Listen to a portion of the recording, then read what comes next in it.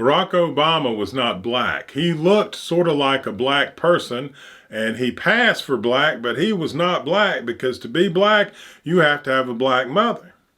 And I know this because I'm not white. I had an Indian mother, an American Indian mother from Pembroke, North Carolina, in Robeson County. She had jet black hair, brown eyes, olive skin, and she was an Indian. She had been discriminated against all her life. She lived in a community filled with violence and anger and fear, and she was a very pretty woman, and she had been, that beauty had been taken advantage of by older men when she was a very young child repeatedly. She was an angry, tough, very different woman. She wasn't like any white woman in the community that I grew up in, because she was very pretty, and my father married her. He was a white man from North Alabama, and he married her because she was pretty, and he felt like a nerd who was very smart, who could get to be a physician, but he didn't feel like he was big with the ladies. Well, she needed security and money, and so she was a trophy wife. And then they moved into Opelika, in this Alabama town with, right next to Auburn University. It had some culture and some money and an upper class of white people. And boy, she fit in like you just wouldn't believe, because she was determined and she was beautiful, and she looked kind of like Italian there because there were no Indians in the vicinity, so there was no one to compare her to. Like, as soon as she went back to Pembroke, all the whites around there in North Carolina would have said Indian. But here she could get by as like Italian or something, but she didn't lie about it.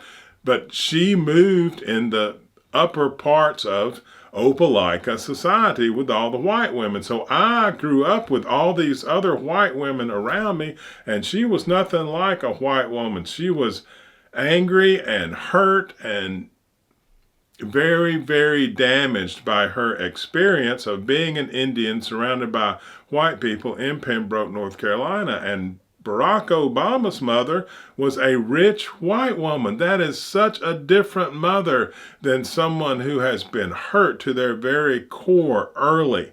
It is such a different mother, with caring and love and more, concern to share and to shower on a child.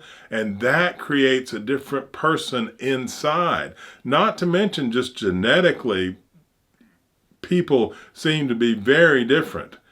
No one knows for sure how much is environment and how much is genetics, but it seems to me, in my opinion and in my experience, that there is also some genetics involved, because I have always felt different than all of my white friends on the inside.